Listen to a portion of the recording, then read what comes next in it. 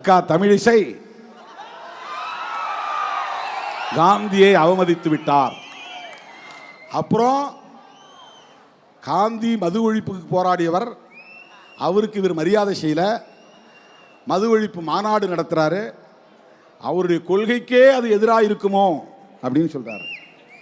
அவங்க என்ன சொல்ல வராங்கன்னா, திருமாவளவன் தினந்தோறும் பாட்டில் திறக்கக்கூடிய ஆள் அப்படின்னு சொல்றாங்க. அக்கா தமிழிசை அவர்களே, நீங்கள் குடிக்க மாட்டீர்கள் என்று நான் நம்புகிறேன்.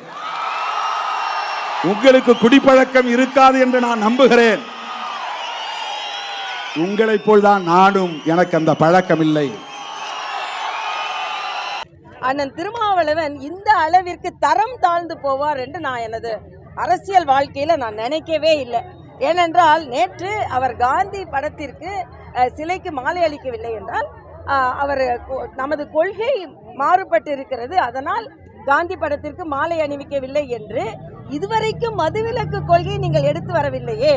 இப்பொழுது அரசியல் சார்ந்த உங்கள் சுயநலத்திற்காக மதுவிலக்கு கொள்கையை கொண்டு வருகிறீர்களே என்ற அர்த்தத்தில் தான் நான் சொன்னேன். நான் எனது அரசியல் வாழ்க்கையில இதுவரைக்கும் எந்த தனிநபர் தாக்குதலையும் நான் நடத்தியதே கிடையாது. நான் நாகரிகமான அரசியலை முன்னெடுத்து செல்ல வேண்டும் என்பதில் நான் மிக உறுதியாக இருக்கிறேன். 25 ஆண்டு கால எனது அரசியல் வாழ்க்கையில் எந்த தனிநபர் தாக்குதலும் கிடையாது.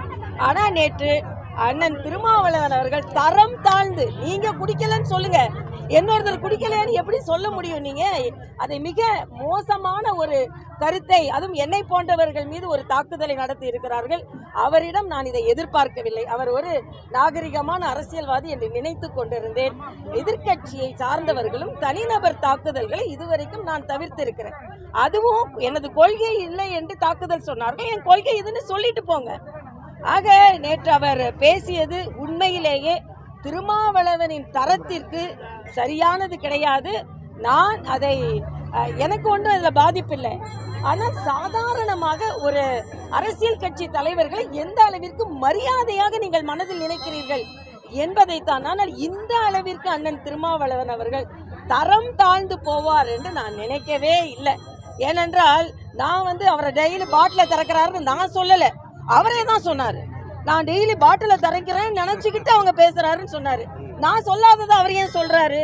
நான் என்ன சொன்னேன்னா, இதுவரைக்கும் மதுவிலக்கு கொள்கையை நீங்கள் முன்னிறுத்தாதவர்கள் இப்பொழுது மதுவிலக்கு கொள்கையை முன்னிறுத்துகிறீர்கள் என்றால் நீங்க குடிக்க மாட்டேன்னு நினைக்கிறீங்க அப்படின்னு ஒரு தலைவரை பற்றி கேட்டால் எந்த அளவிற்கு மனதில் நீங்கள் மற்ற தலைவர்களை பற்றி தரம் தாழ்ந்து நீங்கள் நினைக்கிறீர்கள். அண்ணன் திருமாவளவன் நிச்சயமா இதை எதிர்பார்க்கவில்லை.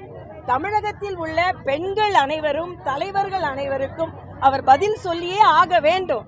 அதனால ஒரு தனிநபர் தாக்குதலை எந்த அளவிற்கு மோசமாக எடுத்து செல்வார் என்று நான் நினைக்கல. இதுவரைக்கும் நாங்கள் தலைவர்கள் எல்லாம் நீங்க என்ன கணையை வீசுங்கள், எங்களது கருத்துக்களை நாங்கள் வலிமையாக சொல்வோம். மறுபடியும் சொல்கிறேன், இத்தனை நாட்கள் பாராளுமன்ற உறுப்பினர்களாக இருந்திருக்கிறீர்கள். காந்திய கொள்கை மதுவிலக்கு மட்டும் இல்ல, அஹிம்சை கொள்கை. திருப்பி அடின்னு சொல்லி கொடுத்தது யாரு? தன் தொண்டர்களுக்கு திருப்பி அடி என்று சொல்லிக் கொடுத்தது யாரு? ஆக ஒட்டுமொத்தமாக உங்கள் கொள்கைகளை, நீங்கள் காந்திய கொள்கையை நீங்கள் இதுவரைக்கும் முன்னிறுத்தவில்லை என்று தனிநபரை நான் நினைக்கவே இல்லை. நான் நினைக்காதது அவர் ஏன் நினைக்கிறார் என்றால், ஏன் அந்த குற்ற உணர்வு அவருக்கு இருக்கிறது என்று எனக்கு தெரியவில்லை. ஆனால் இந்த அளவிற்கு அண்ணன் திருமாவளவன் தரம் தாழ்ந்து இன்னொரு தலைவரை விமர்சிப்பார் என்று நான் கனவிலும் நினைக்கவில்லை. இதற்கு இது அவர் வாழ்க்கையில், அவரது அரசியல் வாழ்க்கையில் அவரது சொற்பொழிவில் ஒரு கரும்புள்ளி என்றே நான் பதிவு செய்கிறேன்.